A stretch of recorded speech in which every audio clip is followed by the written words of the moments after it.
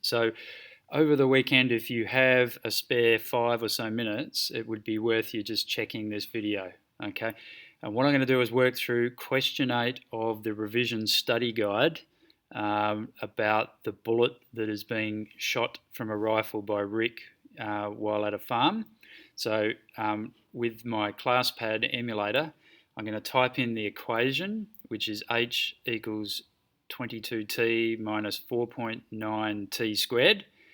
However, in the ClassPad, instead of using h and t, we'll be using y and x. So I'll type in the equation. So it'll be y equals 220 times x minus 4.9 times x squared, which is the up arrow 2. Now if I click execute, it automatically activates and ticks the equation as wanting to be graphed. I press the graph button, which is the top left icon here, and it will graph that parabola. Now this is the key thing that you need to understand. At the moment, the scale of my graph, the default scale of my graph in my ClassPad is not appropriate, and you can see that the parabola, even though it's graphed, is just a nonsensical long thin blue line. We can't do much with that or see much about that.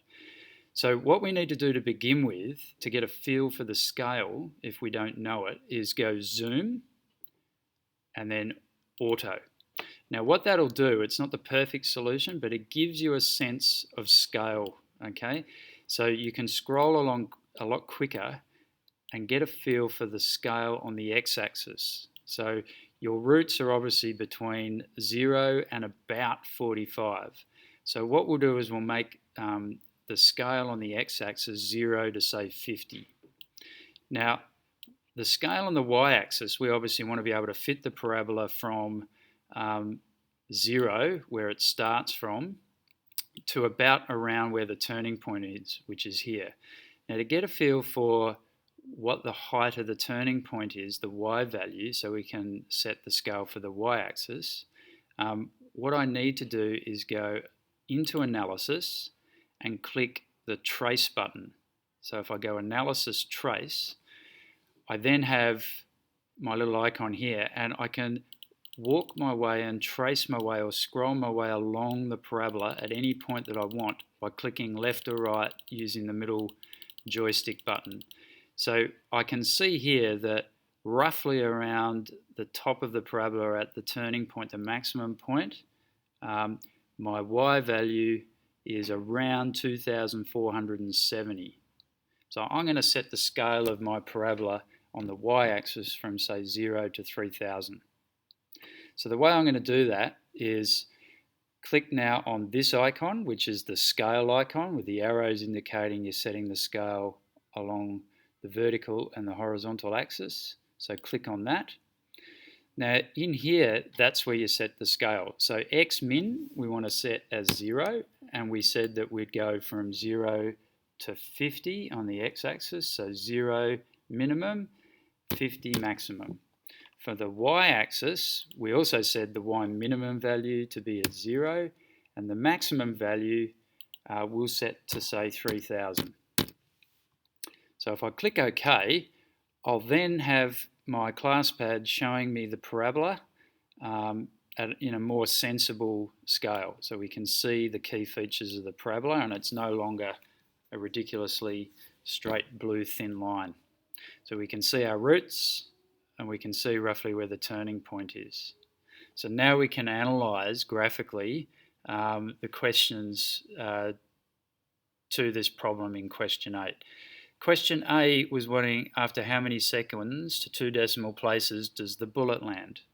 So the bullet is fired at time 0, t equals 0 on the x-axis, and lands back over here, which is my second root. So there are 2 roots.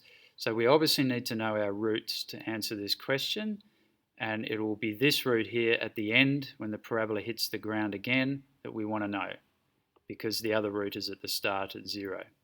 So the way we do that is that we go now into Analysis, Gsolve, Root.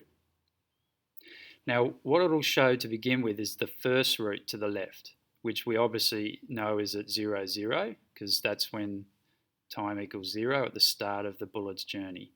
We want to go and find this root. So if I click to the right, it will take me to the second root. And then the coordinates of that second root are shown here. So the x coordinate is shown here as 44.897959, and obviously with a y value of 0. So to 2 decimal places, my answer will be that the bullet lands back onto the ground after 44.90 seconds. So that's the approximate total journey of the bullet from being fired to landing back down on the ground. So that's the answer to question A. Question B wanted to know, after how many seconds does the bullet reach its maximum height? So we should know, hopefully by now, that the maximum height of this parabola is the turning point. And the turning point always sits on the line of symmetry, and the x coordinate of that is always halfway between our roots. So if we know that one root is 0 and my other root is 44.90, then the midway point, or the half of 44.9, is the answer to that question, okay?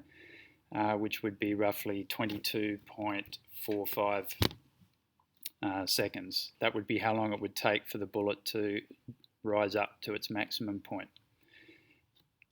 If we wanted to just use the graphical solution, we can go into Analysis, G-solve, and we want to find the coordinate of the turning point, which will be the maximum point of this parabola. Because it's an upside down parabola, the turning point is a maximum. It's the top of it. If it was a upwards parabola or a happy parabola, the turning point would be a minimum. So we want to find F max. So we click on F max, and it will give us the coordinates of the maximum point of the turning point, which will be x coordinate of 22.45 to 2 decimal places, like we said, just using our maths by halving the root, and the y coordinate of the turning point is 2,469.3878. Okay, so that's obviously the height, the maximum height of the journey. But question B wanted the time, so by using this graphical solution, we would also say that it is, say, to 2 decimal places, 22.45 seconds. Now, the turning point solution also gives us the answer to part C of this problem, which is what is the maximum height reached by the bullet? Well, that's the y coordinate of the turning point. So the answer will be 2,469.39 meters to 2 decimal places. Now, I've added an extra question to this part, which wasn't in the original sheet, but if you go into Compass now, the latest version of the file will have a part D to this question, and that is asking at what times in the bullet's journey is it when the height of the bullet will be at 1,000 meters. So 1,000 meters is roughly going to be about this point here. So if I draw a line across that y coordinate, you can kind of see that it cuts through the parabola at 2 points. So it means that it's going to be at 1,000 meters on its journey up, but then on its way back down, it will also come back down through 1,000 meters. So there's 2 points in its journey in time, 2 points in time in its journey that it will be at the height 1,000 meters. So we can use another function in the class pad, a G-solve function, to solve that. Essentially, we know what the y value is. It's y equals 1,000, that's the height. So if we go into Analysis, G-solve, Xcalc, Ycalc, we want to calculate the value of x for when y equals 1,000, and there will be 2 values. So we select Xcalc. And then you enter into this window the value of y that you want to find those x values for. So the value of y will be 1,000 in this case because that's the height of 1,000 meters. Now when I click OK, it will give me the solution for that.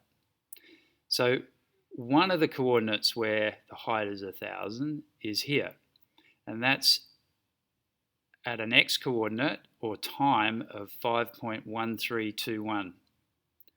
So my first solution to this is that the bullet will reach 1,000 meters roughly 5.13 seconds after being fired.